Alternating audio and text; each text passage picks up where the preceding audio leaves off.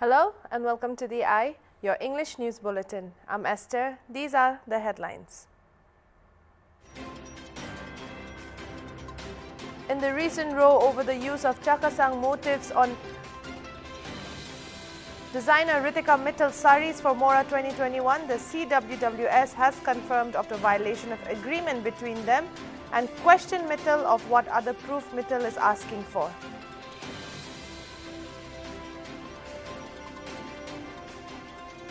At least 40 people are feared buried after a major landslide was reported from the Kinnaur district in Himachal Pradesh on Wednesday.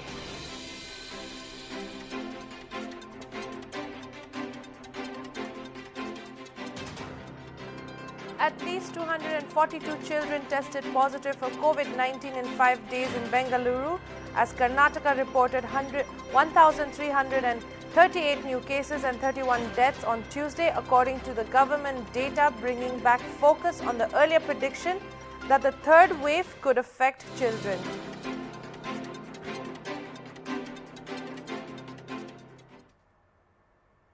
On August 9, the CHAKSAN Women's Welfare Society (CWWS) denounced an event called the Mora 2021 by Ritika Mittal, accusing her of using CHAKSAN textile without their consent and correct accreditation. After designer Mittal spoke to this channel and questioned the CHAKSAN Women's Welfare Society for proof of her wrongdoing, the CWWS lashed out and asked what proof is Mittal asking for when the community states it clearly that it is their tradition and they do not allow it when it comes to traditional indigenous knowledge. The society reminded the designer that she cannot dictate a community when they do not want her to promote their tribe's motifs and textiles in her sari designs for Mora 2021. On January 23, 2015, a consultative meeting was held between CWWS, Mora members including Mittal and the Northeast Network (NEN). According to a document obtained by HornbillTV, few resolutions were settled between the parties that as a joint venture project would directly concerns the CHAKSAN apex bodies CCO, CPO and CTAC shall always be consulted with regard to alteration in designs, indigenous names, terms, spellings and shall take approval from the CCO. The same applies to all other ventures relating to traditional attires, CHAKSAN people, which may be outside of the Thevu project. As per the partnership arrangement between the project team of Mora, NEN and CWWS, there shall be a furnished memorandum of understanding with regard to the project's endeavour. The minutes of meeting stated that due to credit and recognition in terms of originality and authenticity shall be accordingly maintained and acknowledged amongst others. A resolution also gives mention of the Project Thevo initiated by Mora, Ritika Mittal in Zapami village, which was to be done in terms of a joint venture and partnership between the project team Mora, NEN and CWWS. However, in this regard, the CWWS asserted that Mittal claimed Thevo to be hers solely. Saying that Mittal has violated the agreement and did not try to amicably solve it, the CWWS maintained that even after warning about the usage of the CHAKSAN designs and motifs, she went ahead and made them into saris. Stating that she has insulted the community by ignoring the several notices and calls and not valuing the sentiments, the CWWS asserted that they do not wish to have further dialogue with her. As of now, Mittal has stated that she will be unable to launch Mora 2021, which was supposed to take place on September 5th because of the sudden turn of events. The monthly meeting of the District Planning and Development Board of ZOMBOTO District was conducted on August 11th in the Deputy Commissioners Conference Hall, presided over by the board's Vice Chairman Peter Lechamo. According to updates on Wednesday, the meeting discussed the forthcoming 75th Independence Day celebrations in the district, for which work distribution to be carried up by different departments were discussed.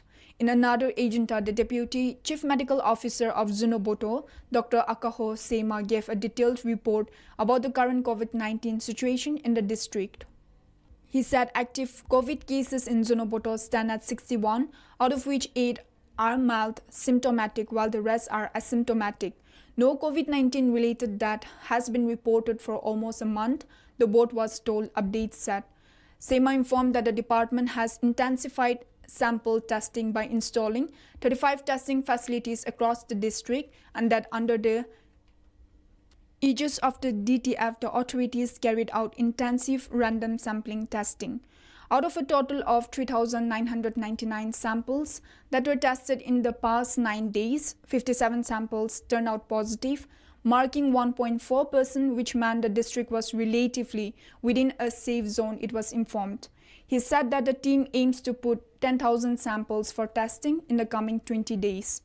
Dr. Sema said that so far 42,855 doses of vaccination had been administered in the district, and ZOMBOTO had the highest number of fully vaccinated villages, 13 villages in Nagaland.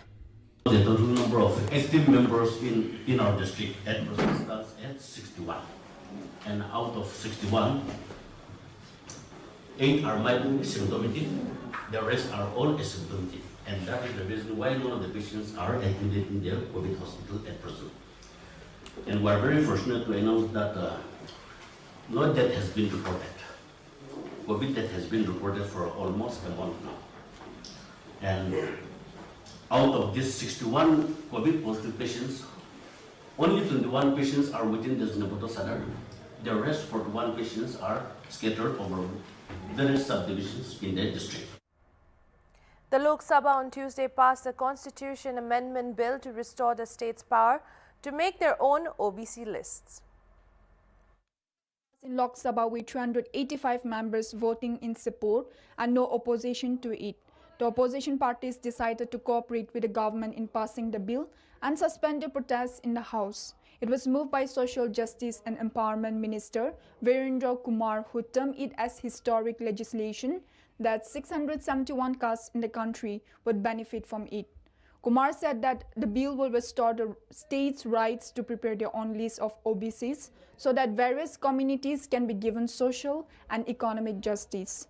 The minister said that the bill should be considered as the 105th Constitution Amendment Bill after being renumbered. Responding to the demands for increasing reservation beyond 50%, the minister said the government understands the feelings of members. He said the courts have repeatedly emphasized this ceiling and there is a need to give attention to the constitutional aspects. The parliament had in August 2018 passed a constitution amendment bill to give constitutional status to National Commission for Backward Classes. Manipur Chief Minister N. Biren Singh inspected the progress of the ongoing construction of a monolith on Wednesday, August 11th, in the premises of Sahid Minar, Bir Tikandrajit Park. Speaking to media persons, Singh said that the state's cabinet approved the construction of the monolith in memory of exile martyrs who fought valiantly against the British forces. The Chief Minister informed that the monolith would be dedicated to the unsung heroes of Manipur who were exiled to the Andaman and Nicobar Islands, popularly known as Kalapani Cellular Jail, after the Anglo-Manipur War in 1891.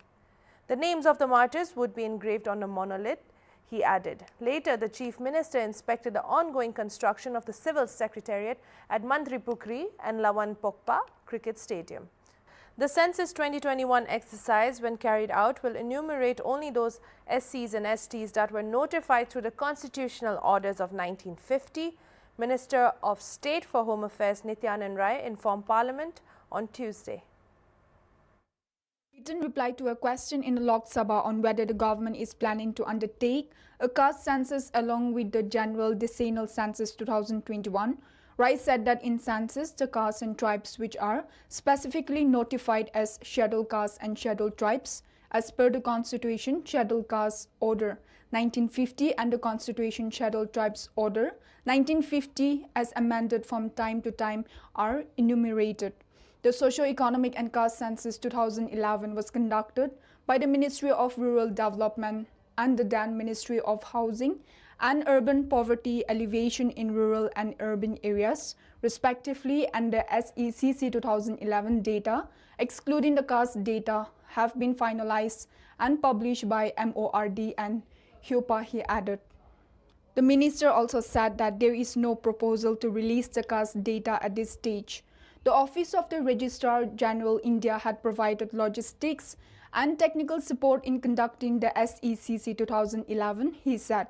The raw caste data have been provided to the Ministry of Social Justice and Empowerment for classification and categorization of the data. As informed by Ministry of Social Justice and Empowerment, there is no proposal to release the caste data at this stage, he stated. At least 242 children tested positive for COVID-19 in 5 days in Bengaluru, as Karnataka reported 1,338 new cases and 31 deaths on Tuesday, according to the government data, bringing back focus on the earlier prediction that the third wave could affect children. Civic body Bruhat Bengaluru Mahanagara Palik said 242 children below the age of 19 tested positive in the last 5 days. Experts have warned that the third wave of COVID-19 has already started. According to the data, 106 children below the age of 9 years and 136 children between 9 and 19 years have tested positive in the last 5 days in the city. The health department has warned that the positive cases of children may rise in the coming days. An officer from the health department said the number will triple within a few days and there is a great danger. All that can be done is to protect the children from the virus by keeping them inside the home, the official said. Children will not have much immunity compared to elder ones, and it is highly recommended to parents that they keep children inside home and follow all the COVID-19 norms, the official said. The Chandrayaan-2 mission, whose rover had a fatal ending on the moon, continues to lead to new discoveries thanks to its orbiter that is currently orbiting the moon. The latest is the detection of hydroxyl and water molecules on the lunar surface. The data obtained by the Chandrayaan-2 orbiter's imaging infrared spectrometer, an instrument that collects information from the moon's electromagnetic spectrum to understand the mineral composition of the satellite. They analyzed data from 3 strips on the Chandrayaan-2 IIRS sensor for hydration, which led to unambiguous detection of OH and H2O signatures. The research findings published in the journal Current Science state that hydration absorption was observed at all latitudes and surface types in varying degrees. The initial data analysis from IIRS clearly demonstrates the presence of widespread lunar hydration and unambiguous detection of OH and H2O signatures on the moon between 29 degrees north and 62 degrees north latitude, researchers said. At least 40 people are feared buried after a major landslide was reported from the Kinnaur district in Himachal Pradesh on Wednesday. The landslide occurred on National Highway 5 near Cheel Jungle, and the highway has been completely blocked. Vehicles including a Himachal Road Transport Corporation bus carrying over 40 passengers are currently buried under the debris, informed Deputy Commissioner Abid Hussain Sadiq, as reported by news agency PTI. According to the reports pouring in from Kinnaur, the landslide hit the HRTC bus that was travelling from Kinnaur to Haridwar on the national highway near Chaura in Kinnaur district, burying the bus and other vehicles under the debris. Rescue operations are underway and the bus driver has been rescued, while many others are feared trapped. Some locals said they could hear a few people trapped in a car crying for help. The rescue work is being hampered by the heavy rocks and scattered debris that is rolling down heavily from the heights. Several legislators and government officials inspected a number of facilities in Kohima town on Wednesday as part of objectives towards improving the state's capital town. Members of Nagaland Legislative Assembly Dr. Niki Salekire, Medo Yoka and Zale Neka, along with the Deputy Commissioner of Kohima and the district's police superintendent, accompanied by Kohima Smart City officials, undertook a so-called walking survey of a number of areas in Kohima town to identify development challenges and to devise solutions towards improving the capital city. Dr. Kire personally inspected haphazardly installed pipelines to streamline and regularize the system to improve the public utility systems of the city, update stated.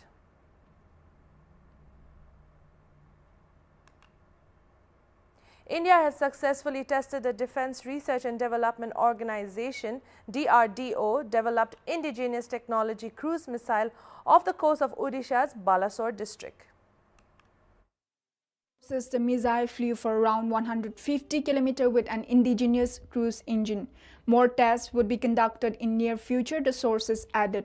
Earlier on July 23rd, India had successfully test-fired indigenously developed new generation Akash missile, Akash NG, a surface-to-air missile defense system in Balasore.